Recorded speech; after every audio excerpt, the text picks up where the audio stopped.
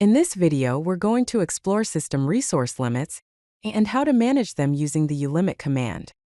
System resource limits are crucial for maintaining system stability and preventing individual processes from consuming excessive resources.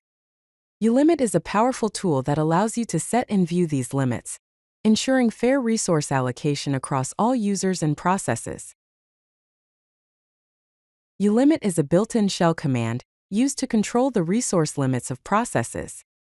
It prevents processes from consuming excessive resources, which helps in maintaining system stability. These limits can be set either per user or system-wide. Let's look at some examples. To view all the current limits, you can use the command ulimit.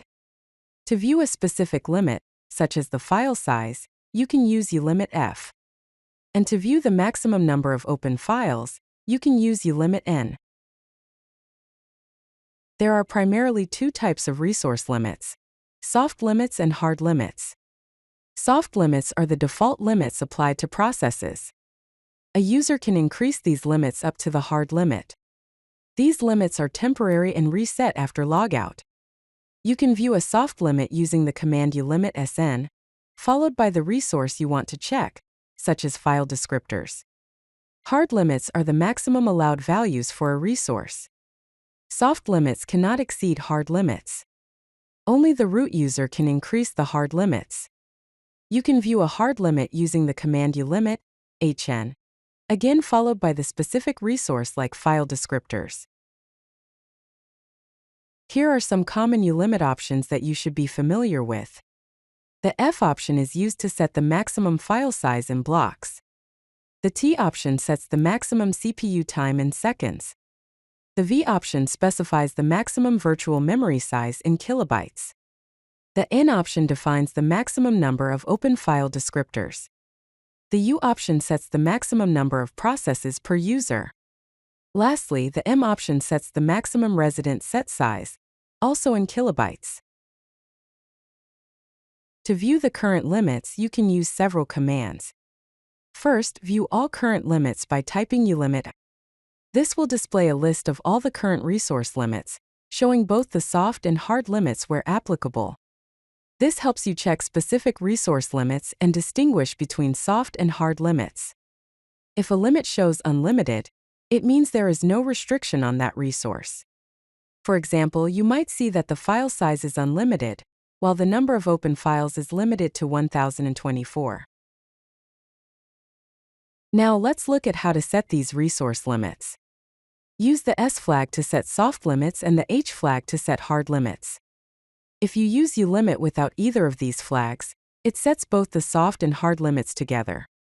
To specify no restrictions, you can use the word unlimited.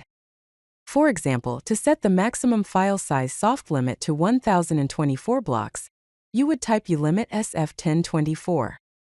To set the maximum number of open files hard limit to 4096, you would use ulimit HN4096. If you want to set both the soft and hard limits for the number of open files to 2048, use ulimit N2048. Finally, to remove the file size limit altogether, use ulimit F unlimited. Remember that regular users can only decrease hard limits, not increase them. To make resource limit settings permanent, you need to configure them in specific configuration files. These files can be shell-specific, such as .bashrc or .zshrc, or system-wide, located in /etc/security/limits (honf). User-specific limits can also be set in these files. Changes to these files take effect upon the next login. Editing the system-wide limits file requires root privileges. In /etc/security/limits.conf, the format is domain type item value. For example, to set the maximum number of file descriptors for all users, you can add the lines *soft no file 1024 and *hard no file 4096. To set limits for a specific user such as developer, you can use developer soft nproc 2048 and developer hard nproc 4096. And to set limits for a group such as badmin, you can use @badmin soft memlock unlimited and @badmin hard memlock unlimited. Let's explore some real-world examples where ulimit is particularly useful. For database servers, you can increase the open file limits to handle many concurrent connections. For example, use the command ulimit in 65536. You can also allocate unlimited locked memory to improve database performance using ulimit unlimited. For web servers, you might increase the maximum user processes for high-traffic situations using ulimit U16384.